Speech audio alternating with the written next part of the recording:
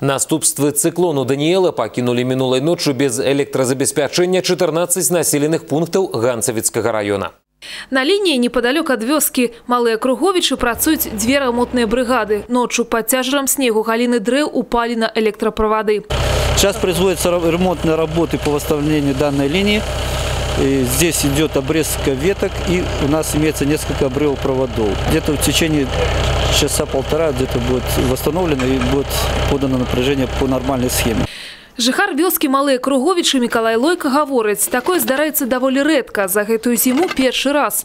Говорить асабліва не турбаваўся. Не працавалі только холодильник и телевизор. Продукты у мороз не сапсуются, а у працы у вёсцы без телевизора хапае. Да и не замерзне. Обыкновенно печь русской с печкой. И палим, все хорошо. Пэўны час без электрычнасці правялі жыхары больш за 1000 прыватных жылых домов у 14 населенных пунктах Ганцевицкого района.